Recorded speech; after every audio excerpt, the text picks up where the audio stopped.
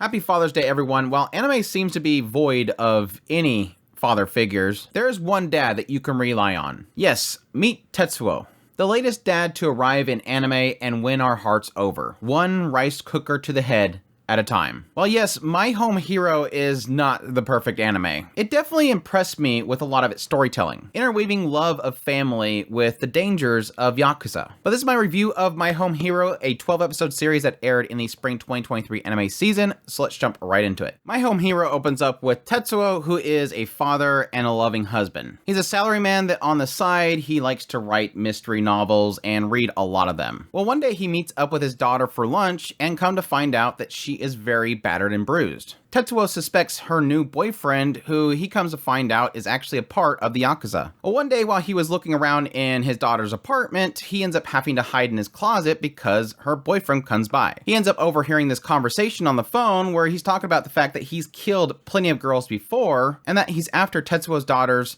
inheritance from her grandmother. Fearing that he's gonna get caught, he ends up busting out of the closet and ends up killing the boyfriend. And this sort of triggers a series of events because now he has blood on his hands, but not just any blood, but the son of the boss of that Yakuza group. And so Tetsuo, along with his wife, end up working together to sort of cover up this death, hide any evidence that their family was involved. Otherwise, they'll end up getting hunted down and killed by this Yakuza group. So my thoughts on My Home Hero. I'm not going to sugarcoat this at all.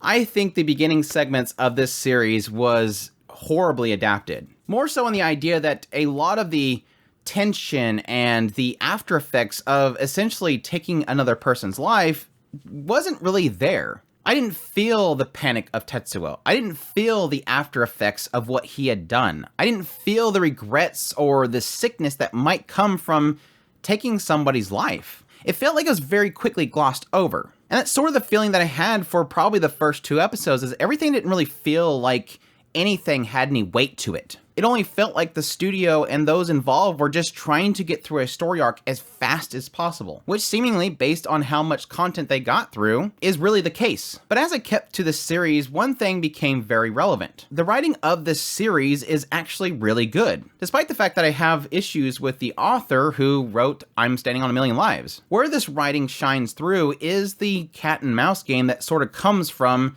Tetsuo trying to keep his family clean from the eyes of the Yakuza group. Having this guy dying at his daughter's house, everybody is putting them as the prime suspects. So Tetsuo and his wife are sort of having to team up together despite the fact that they can't show that outwardly, devising plans to communicate to each other, move evidence, and create evidence that steers them away from them. And it's all really well done. Every week I was trying to see what was going to be uncovered, at the same time how Tetsuo was going to get out of a particular situation. Because yes, we're talking about the Yakuza here. We're not talking about a detective or anything like that that is going to try to find actual evidence. Sometimes simply they're just trying to show their boss results. So if they have to pin it on you, they're perfectly willing to do that. They don't have to find the real killer. And again, I found that kind of stuff really intriguing. There was a sense of tension and suspense there that I really did enjoy, despite the fact that sometimes it felt like the pacing just was going way too fast. Again, evident in the idea of how much content that they tried to pack into this one core. It is kind of one of those sad cases where you almost wish that they had a whole two cores to work with, because it really did feel like they got to a completion point that was satisfying, but at the same time, they probably could have spent more time on it if they had more episodes to work with. The cast itself is pretty solid, despite the fact that I think Reika is like just a dumb girl that is not worth saving. You know that a father's gonna do what a father's gonna do. Tetsuo himself, I think, is a solid main character. Setting him up as this mystery novel writer and reader gives a lot of credit to a lot of the tactics that he ends up using. Ways to dispose of bodies, and yes, even picking locks, even though the anime felt the necessity to blur that, which apparently was more obscene than the act of violence and killing that they decided to censor it. Despite the fact that I'm doing this review on Father's Day, which is when the series ended, let's be perfectly honest, the star of this show was the mother. Kasen Tosu is easily going to go down as one of my favorite moms of anime in a long time. This is a mom that doesn't even blink at what her husband has done. Walk into the scene, assess the situation, and go, oh, it's for our daughter? How do I help? That's literally how she is.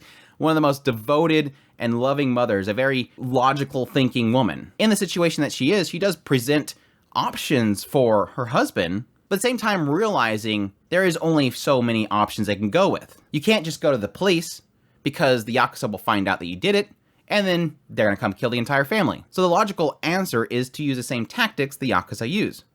Bury it, cover it up. And as the series goes along, her willingness to help her husband out makes her shine even more.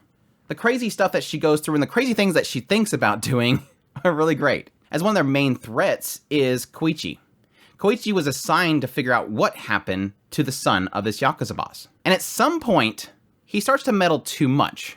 And her response to this is, I think we need to get rid of him. And it's like that moment where I'm like, yes, this mom is a mama bear. This is a real mother. This is somebody, I will do anything to protect my daughter. If you show your fangs at her, my fangs come out. And I really love her character for that. And the amount of stepping up that she does in the later parts because Tetsuo is such under the magnifying glass is really great. Well, I won't say that I'm too impressed by the storylines around the Yakuza boss himself and his connection to his son, and let's face it, his equal love for his son that Tetsuo has for his daughter, it was well enough. I think the more focused and the better writing was around Kubo and Koichi, who are pretty much the cleaners. They take out people that the mob boss doesn't want around, and they don't get caught doing it. But overall, the cast was solid. And then it all comes down to presentation itself. There is no skirting around this at all. Tezuka Productions dropped the ball massively on this show. Putting aside the fact that the pacing is just way outlandish, and the earlier segments failed to deliver any emotion whatsoever, it also was animated very, very poorly. Having some segments where some action is happening and it's literally just a bunch of stills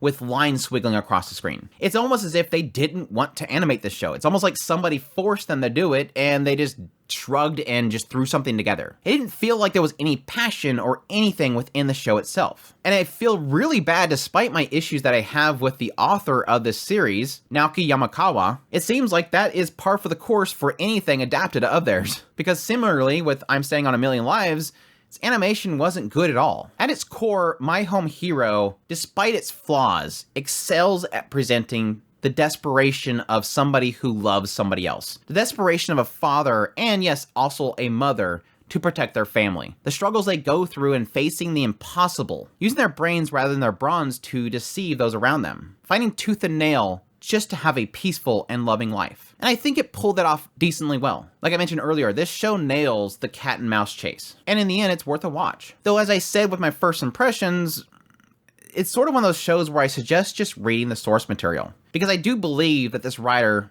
pulled this story off. But that's my review of My Home Hero. Hope you guys enjoyed this video. As always, if you did, make sure to hit that like button down below, comment, let me know what's the thought of the series. Additionally, if you're new to this channel, make sure that subscribe button so you got my content. I do news reviews, first impressions, top lists. If it's anime, it's pretty much here. Additionally, if you like this content and you want to support it more, I have a Patreon link, tips link, super thanks, and membership button down below. Greatly appreciate everybody that does, and y'all take care.